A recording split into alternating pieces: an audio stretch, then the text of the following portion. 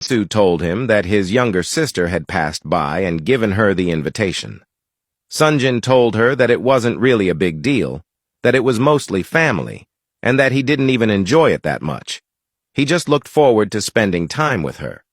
Minsu smiled, realizing that she had been worried for nothing. Sunjin told her that he had missed her and couldn't stop thinking about her the whole day. Minsu, feeling shy, responded by telling him that she had missed him as well. Sunjin stood up from his chair, walked up to her, and pulled her from her chair. He held her by the waist and pulled her closer to him. Looking into her eyes, he told her that she had looked beautiful last night, and that he wished he could have taken things further with her. Minsu couldn't stop smiling. The thoughts of her and Sunjin spending the night together wouldn't leave her mind.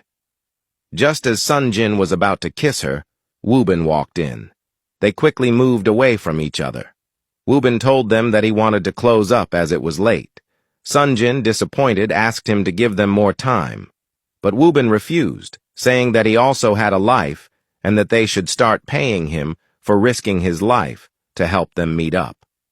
Sunjin looked at Minsu and told her that he was going to leave first. He kissed her forehead and walked out. Minsu stood there blushing.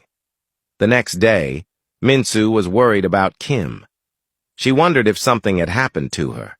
She suddenly remembered that Kim had once told her where she lived. Just to stop herself from worrying, she decided to go see her.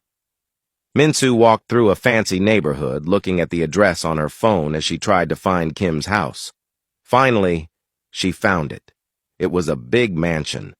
She pressed the telecom, and the gate opened. She walked in and went to the house, where she rang the doorbell. A little boy opened the door, curiously asking who she was.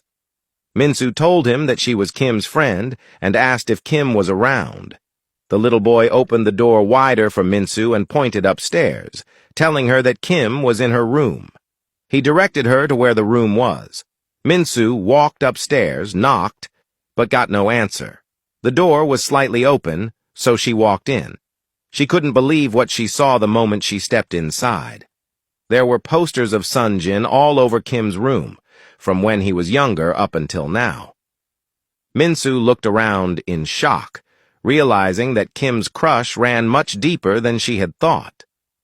A vision board was pasted on her closet, showing her plan to get with Sunjin.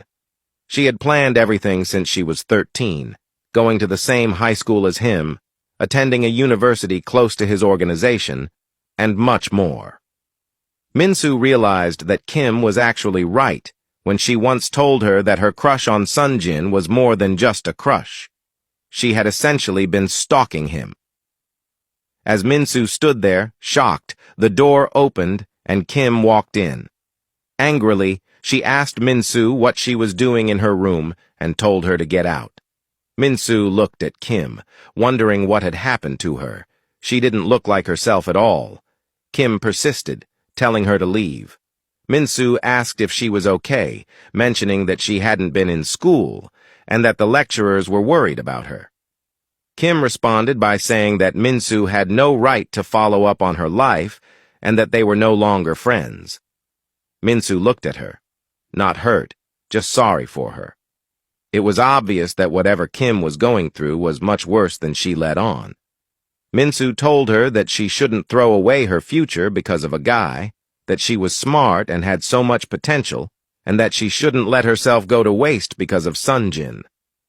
With tears in her eyes, Kim looked at Minsu and told her that she knew nothing. She confessed that all her life, Sunjin was all she ever thought about, that she even got surgery to be more beautiful, pleaded with her parents to send her to the same school he attended, and chose Seoul University just to be closer to him. Yet, he had never even looked her way.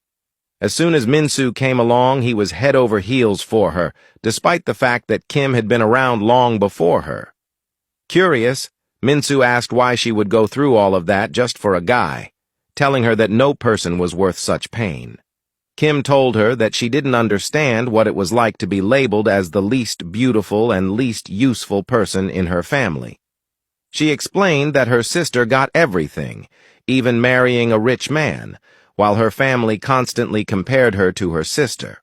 She said that Sunjin had been her only escape, her only hope, and she had been so close to getting him, until Minsu ruined everything.